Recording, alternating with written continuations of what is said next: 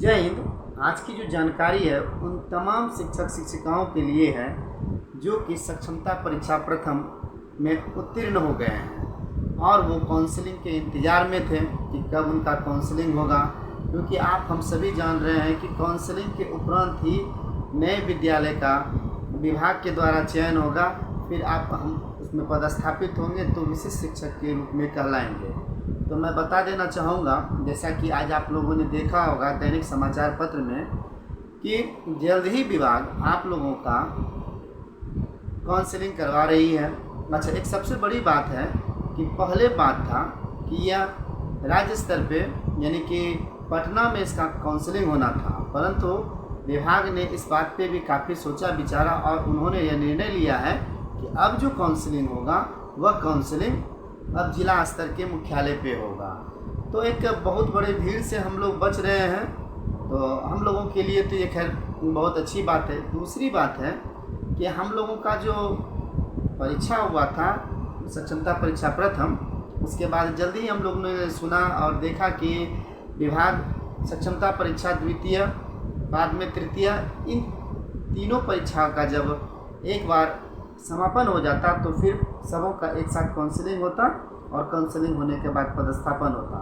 परंतु विभाग ने यहाँ पे भी देखा कि द्वितीय परीक्षा का अभी विलम्ब हो रहा है, तो जो लोग पास कर गए प्रथम सक्षमता परीक्षा में क्यों नहीं उन्हें जल्द ही नया पदस्थापन मिल जाए। तो इस परीक्षा में लगभग 1,87,000 स्टूडेंट पास हुए हैं।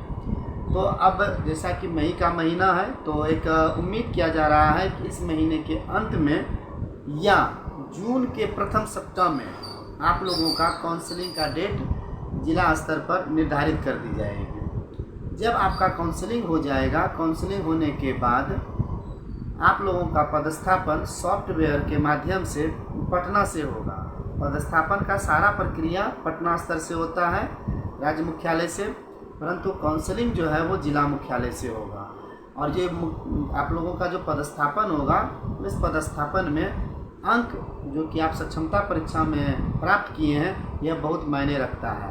अगर आप काफ़ी अच्छे अंक प्राप्त किए हैं तो आपको शहर, और अगर अंक में थोड़ा कमी है तो ग्रामीण विद्यालय में भी पदस्थापन हो सकता है। यह निर्भर करता है आपके विषय पे और आपके विषय में उपस्थित कैंडिडेट पे। अब हम बात करते हैं कि वैसे शिक्षक जो कि किसी कारण से सक्षमता परीक्षा नहीं दे पाए थे, तो उन लोगों को भी मैं बता देना चाहूँगा कि जल्द ही सक्षमता परीक्षा 2 का तिथि घोषित होने वाली है। सक्षमता परीक्षा 2 होने के बाद रिजल्ट होगा, रिजल्ट होने के बाद फिर उम्मीद किया जा रहा है कि सक्षमता परीक्षा तृतीय होगा, और जब इस दोनों परीक्षा का काउंसलिंग एक साथ होगा और फिर दोनों का पदस्थापन भी एक साथ होगा।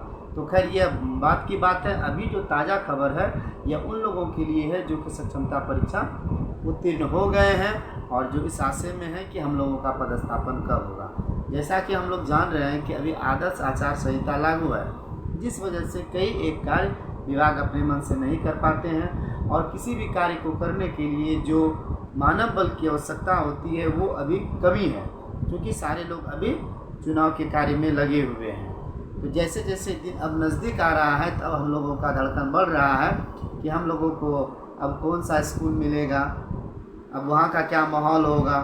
तो चूँकि अभी बहुत सारे शिक्षक के मन में एक संशय तो बन गया है कि क्या आगे होने वाला है, लेकिन जो भी होगा वो बेहतर होगा। अब ज़्यादा समय नहीं है हम लोगों का पदस्थापन में, तो अब जैसे जैसे समय नज़दीक आता है तो बेचैनी तो बढ़ता ही है, लेकिन मुझे विश्वास है कि जितने भी शिक्षक ने इस परीक्षा में सफलता हासिल की है उन्हें अच्छा ही विद्यालय मिलेगा। मेरी यह शुभकामना आप लोगों के साथ है। तो इस प्रकार की जानकारी मेरे पास जैसे आई तो मैंने सोचा कि क्यों नहीं इसका पहले प्रथम आप लोगों से मैं इसकी जानकारी का साझा करूं। तो और भी कोई जानकारी इससे अपडेट मेरे पास आती है तो मैं वह जानकारी लेकर के आप लोगों के पास आता हूं। तो फिर मैं नई जानकारी के साथ मिलता हूं, तब तक के लिए मैं आप लोगों से आज्ञा चाहता हूं। धन्यवाद।